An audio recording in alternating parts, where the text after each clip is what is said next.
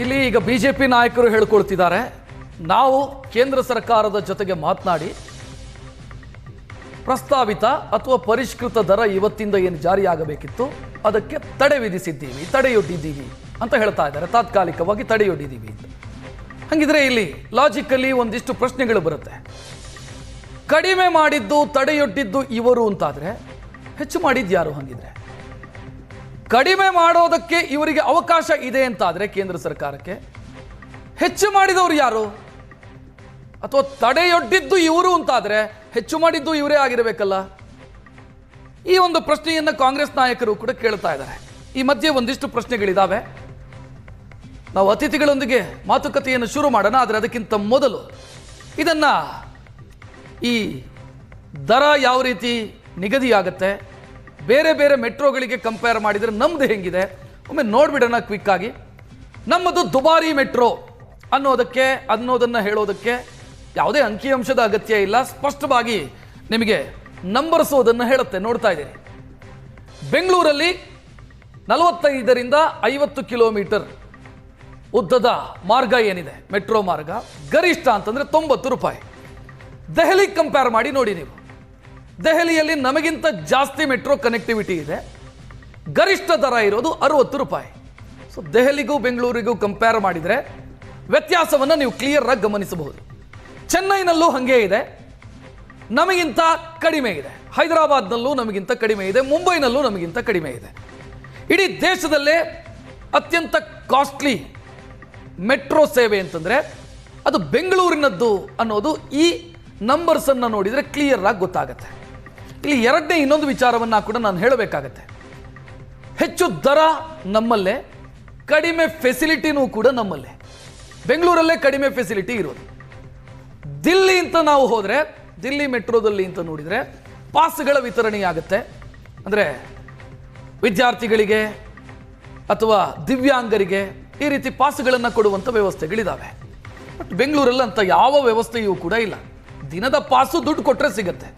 ಅದನ್ನು ಬಿಟ್ಟರೆ ರಿಯಾಯಿತಿ ಪಾಸುಗಳು ಅನ್ನುವಂಥ ಕಲ್ಪನೆ, ಅನ್ನುವಂಥ ಯೋಚನೆ ಬೆಂಗಳೂರು ಮೆಟ್ರೋ ಇಲ್ಲಿ ತನಕ ಮಾಡಿಲ್ಲ. ಇನ್ನು ನಾಯಕರು ಮಾತನಾಡುವಾಗ ಫೇರ್ ಫಿಕ್ಸೇಷನ್ ಕಮಿಟಿ ಅಂತ ಹೇಳಿದ್ದನ್ನು ನೀವು ಗಮನಿಸಿದ್ರಿ. ಏನು ಫೇರ್ ಫಿಕ್ಸೇಷನ್ ಕಮಿಟಿ ಅಂತಂದ್ರೆ ದರ ನಿಗದಿ ಸಮಿತಿ. ಯಾವ ರೀತಿ ದರ ನಿಗದಿ ಮಾಡಬೇಕು ಅನ್ನೋದಕ್ಕೆ ಒಂದು ಕಮಿಟಿಯನ್ನು ರಚನೆ ಮಾಡಲಾಗುತ್ತೆ. ಹೇಗಾಗತ್ತೆ ಅನ್ನೋದನ್ನ ಕೂಡ ನಿಮ್ಮ ಮುಂದೆ ಇಡ್ತಾ ಇದ್ದೀವಿ, ಆ ಡೀಟೇಲ್ ಕೂಡ. ಮೆಟ್ರೋ ರೈಲ್ವೆ ಆಕ್ಟ್ 2002 ಅನ್ವಯ ಫೇರ್ ಫಿಕ್ಸೇಷನ್ ಕಮಿಟಿಯನ್ನು ಮಾಡೋದಕ್ಕೆ ಅವಕಾಶ ಇದೆ. ದರ ನಿಗದಿ ಸಮಿತಿ ಯಾವ ರೀತಿ ಆಗುತ್ತೆ? ರಾಜ್ಯ ಸರ್ಕಾರದ ಮನವಿಯ ಮೇರೆಗೆ ಸಮಿತಿಯನ್ನು ರಚನೆ ಮಾಡಲಾಗುತ್ತೆ. ಒಬ್ಬರು ನಿವೃತ್ತ ಹೈಕೋರ್ಟ್ನ ನ್ಯಾಯಮೂರ್ತಿಗಳಿರ್ತಾರೆ, ಅವರ ನೇತೃತ್ವದಲ್ಲಿ ಈ ಸಮಿತಿ ಇರುತ್ತೆ. ಇಲ್ಲಿ ಕೇಂದ್ರದ ಮತ್ತು ರಾಜ್ಯದ ಒಬ್ಬೊಬ್ಬ ಅಧಿಕಾರಿಯನ್ನು ನೇಮಕ ಮಾಡಲಾಗುತ್ತೆ. ಫೇರ್ ಫಿಕ್ಸೇಷನ್ ಕಮಿಟಿ ಬೇರೆ ಬೇರೆ ಕಡೆಯಲ್ಲಿ ಅಧ್ಯಯನವನ್ನು ಮಾಡಿ ದರವನ್ನು ನಿಗದಿ ಮಾಡುತ್ತೆ. ಅದು ದೇಶದ ಜೊತೆಗೆ ಬೇರೆ ಬೇರೆ ದೇಶದಲ್ಲೂ ಕೂಡ ಅಧ್ಯಯನವನ್ನು ಮಾಡಲಾಗುತ್ತೆ. ಹಾಂಗ್ಕಾಂಗು, ಸಿಂಗಾಪುರ, ದೆಹಲಿ ಇಲ್ಲೆಲ್ಲ ಅಧ್ಯಯನ ಮಾಡಿ ಅಲ್ಲಿನ ದರ ಹೆಂಗಿದೆ, ಮೇಂಟೆನೆನ್ಸ್ ಕಾಸ್ಟ್ ಎಷ್ಟಿದೆ, ನಷ್ಟ ಎಷ್ಟಿದೆ ಮೆಟ್ರೋಗೆ, ಇದನ್ನೆಲ್ಲವನ್ನೂ ಕೂಡ ಅಧ್ಯಯನ ಮಾಡಿ 5% ದರ ಏರಿಕೆಗೆ ಈ ಬಾರಿ ಶಿಫಾರಸನ್ನು ಮಾಡಿದೆ. ಕಳೆದ ಬಾರಿ 101% ದರ ಏರಿಕೆಯಾಗಿತ್ತು. ನಂತರ ಆಕ್ರೋಶದ ಕಾರಣಕ್ಕಾಗಿ ಅದನ್ನು 70ಕ್ಕೆ ಇಳಿಸಲಾಗಿತ್ತು.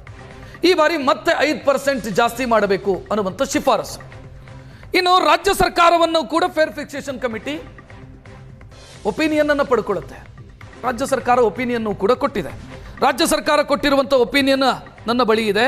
ಸರ್ಕಾರ ಕ್ಲಿಯರ್ ಆಗಿ ಹೇಳುತ್ತೆ, ಸರ್ಕಾರದ ಎರಡೂ ಇಲಾಖೆಗಳು ಕೂಡ, ಫಿನಾನ್ಸ್ ಡಿಪಾರ್ಟ್ಮೆಂಟು ಮತ್ತು ಅರ್ಬನ್ ಡೆವಲಪ್ಮೆಂಟ್ ಡಿಪಾರ್ಟ್ಮೆಂಟ್ ಅಂದರೆ ಹಣಕಾಸು ಇಲಾಖೆ ಮತ್ತು ನಗರಾಭಿವೃದ್ಧಿ ಇಲಾಖೆ, ಎರಡೂ ಇಲಾಖೆಗಳು ಕೂಡ ಫೇರ್ ಫಿಕ್ಸೇಷನ್ ಕಮಿಟಿ ಮುಂದೆ ಹೇಳಿದ್ದು ಮೆಟ್ರೋ ದರ ಏರಿಕೆಯ ಅಗತ್ಯ ಇದೆ, ಆದಷ್ಟು ಶೀಘ್ರ ಮೆಟ್ರೋ ದರ ಏರಿಕೆ ಮಾಡಿ ಅಂತ ಹೇಳಿದೆ. ಒಂದು ಶಿಫಾರಸು ರೆಡಿ ಆಯಿತು, 5% ಜಾಸ್ತಿ ಆಗಬೇಕು.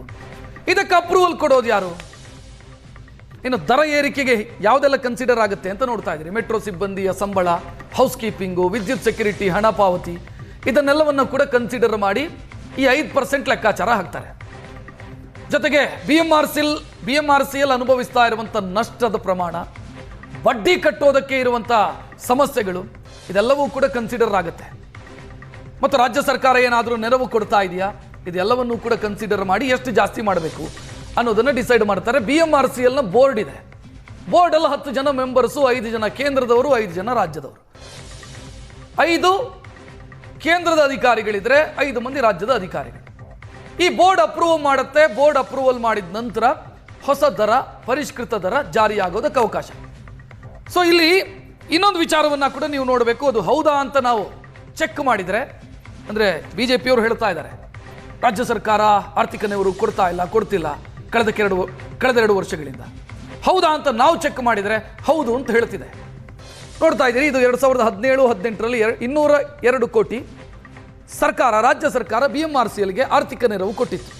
18-19ರಲ್ಲಿ 116 ಕೋಟಿ, 2019-20ರಲ್ಲಿ 43 ಕೋಟಿ, 20-21ರಲ್ಲಿ 50 ಕೋಟಿ.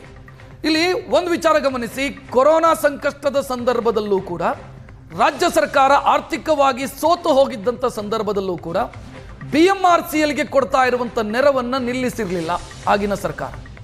ಬಟ್ ಈ ಸರ್ಕಾರ ಬಂದ ನಂತರ ಏನಾಯಿತು, ನಂತರದ ನಂಬರ್ಸು ಕೂಡ ನಾವು ನೋಡಬೇಕು. ನಂತರ ಏನಾಯಿತು, 21-22 BJP ಸರ್ಕಾರ ಇದ್ದಿದ್ದು 200 ಕೋಟಿ ನೆರವು ಕೊಡಲಾಗಿತ್ತು.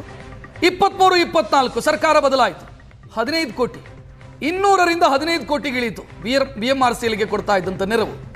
24-25ರಲ್ಲಿ ಯಾವುದೇ ದುಡ್ಡು ಕೊಟ್ಟಿಲ್ಲ, 1 ರೂಪಾಯಿ ಕೊಟ್ಟಿಲ್ಲ ರಾಜ್ಯ ಸರ್ಕಾರ. ಇದು ಅಧಿಕೃತವಾದಂಥ ಅಂಕಿಅಂಶ. ನಾನು ಮತ್ತೆ ಹೇಳ್ತಾ ಇದ್ದೀನಿ, BJP ಸರ್ಕಾರ ಇದ್ದಾಗ ಕೊರೋನಾ ಇತ್ತು, ಕೊರೋನಾ ಬಂದಾಗ ಆರ್ಥಿಕವಾಗಿ ಸೋತು ಹೋಗಿತ್ತು ರಾಜ್ಯ ಸರ್ಕಾರ. ಆದರೂ BMRCLಗೆ ಕೊಡಬೇಕಾದಂಥ ನೆರವನ್ನು, BMRCL ಸಂಕಷ್ಟದಲ್ಲೇ ಇತ್ತು, BMRCLಗೆ ಕೊಡಬೇಕಾದಂಥ ನೆರವನ್ನು ರಾಜ್ಯ ಸರ್ಕಾರ ಕೊಟ್ಟಿದೆ. ಬಟ್ ಈಗ ಕಾಂಗ್ರೆಸ್ ಸರ್ಕಾರ ಹೇಳ್ಕೊಳ್ಳೋದು ನಾವು ಆರ್ಥಿಕವಾಗಿ ಸಶಕ್ತವಾಗಿದ್ದೀವಿ ಅಂತ. ಆರ್ಥಿಕವಾಗಿ ಸಶಕ್ತವಾಗಿರುವಂಥ ಸರ್ಕಾರ BMRCLಗೆ 1 ವರ್ಷ 15 ಕೋಟಿ ಕೊಟ್ಟರೆ ಮತ್ತೊಂದು ವರ್ಷ ಏನನ್ನೂ ಕೊಟ್ಟಿಲ್ಲ.